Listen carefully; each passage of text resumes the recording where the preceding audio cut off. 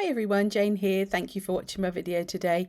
Today I'm going to be doing some collaging with elements from the Summer Stories by Maremi Small Art. As always, I will list what I've used in the description box below.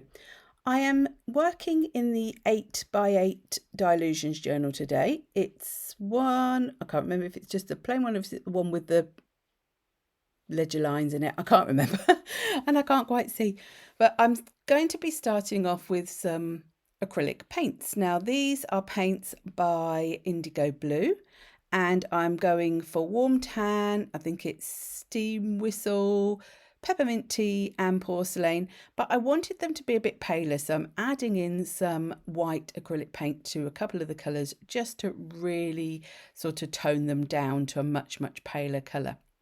Now this stencil, I'm sorry, I can't remember what it's called. It's one that's been out the packaging for so long, I really have no idea anymore, but it's sort of got like a retro square sort of look. And for once, I'm actually going to tape my stencil down because I want it right in the middle. And I want to create a sort of driftwood, sort of beach sort of idea with the colour scheme. Now I'm just adding in different bits of the colour with my stippling brushes, and I wanted it to blend. I wanted it to sort of go over the top of each other. I didn't want it to be specific areas. I wanted it to really give a lovely sort of dreamy, beachy kind of vibe.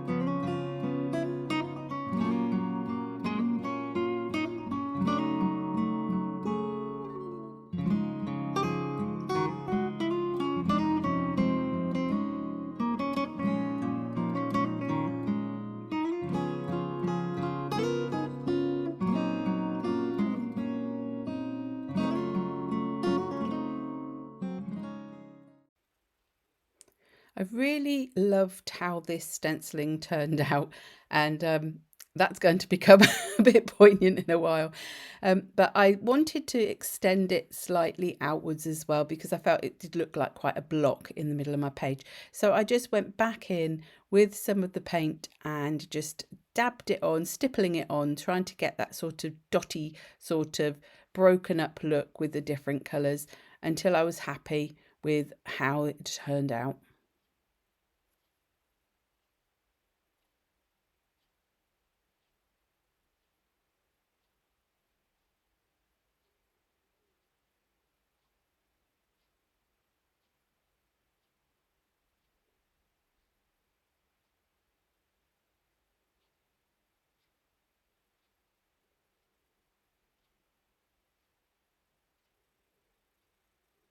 Now, on some of the collage pieces that I intended to put in the background, there was a bit of a crackly look. So I thought I'd go into the background also with that same sort of idea. So this Be Crafty stamp is called Crackle and it has lots of different sizes. So I was trying to alter from large crackle to finer crackle into different areas on the page. And I'm using vintage photo because I wanted it to be a colour that sort of fit with the rest of the page. And I really did love this stamp on here. It really sort of filled in fitted in is the word I think I'm looking for, fitted in with the sort of feel of the page. Now this is where I sort of got rid of all my hard work. I really loved that stencil background, but I have to admit I am going to cover most of this up. And you may be thinking, why on earth would you do that, like a background, and then cover it up? And the point is that when you're doing things like art journaling or mixed media, quite often you don't know where your page is going. So you start with an idea, but then it might develop. And even though you can't see everything that's in the background, I've learnt from the technique. I learnt that I really liked how that turned out, so I could now go ahead and use that on another project. But also little bits will sort of creep out from the edges, so you haven't totally wasted everything. And at the end of the day, it's a tiny bit of paint through a stencil. It took a little bit of my time, and I learnt something in the process. I learnt something that I enjoyed and that I like the look of and that I can use in the future. So now I am sticking down these sort of driftwood collage pieces, and I'm using my Liquitex Professional Matte Medium, and I wanted her to sort of sit on top, so they're making a bit of a background, sort of to give her something to sit against so that she sort of stands out. Although I then decided she didn't overly stand out, so I have to do something to try and sort that out as well. Now, I had actually matted the image onto some very thin cardstock, so it is a bit thicker than normal. And I did debate, do I get my actual proper acrylic glue out to stick her on, but I thought no, I'll try it with the matte medium. And actually on this occasion it did work. Sometimes matte mediums and the thinner glues don't always stick down thicker elements. I did need to then try and make her stand out, so I'm going with the Derwent Inktense pencil in Bark, and I'm going around the image to create a little bit of a shadow against the background sort of driftwood.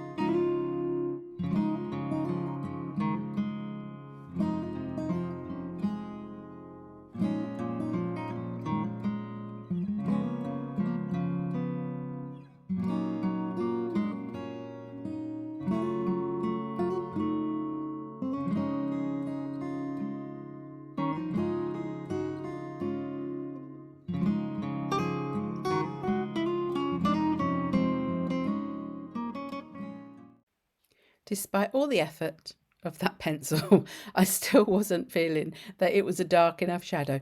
So I'm now going in with my Unipin pen. I think it's a no, it's not, it's a brush one, and it's in a sepia colour. And because I've got the matte medium and things on there, it meant that once I put the pen down, it doesn't sort of immediately dry. I had a little tiny moment to be able to smudge it out a little bit in case it was too dark or too bold.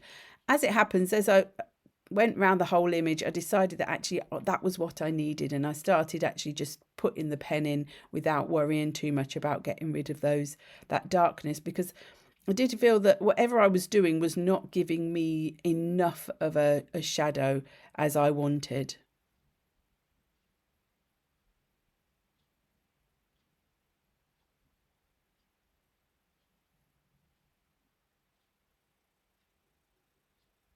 Eventually I was happy. And I had these shells from the book as well. These were had been put onto a thin white card before I cut them out, because I wanted them just to be a little bit more prominent on the page. And that's why in a minute you will see I use glue gel which gives a bit more of a 3D look. I didn't want them too 3D, but I wanted them to be a little bit raised from the page because I wasn't going to go around these as well. I wanted these to just sort of shine on their own.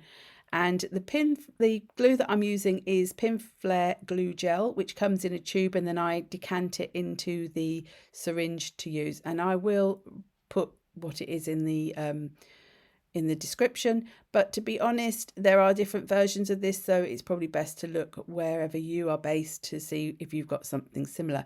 It is more or less the same as like a silicone glue.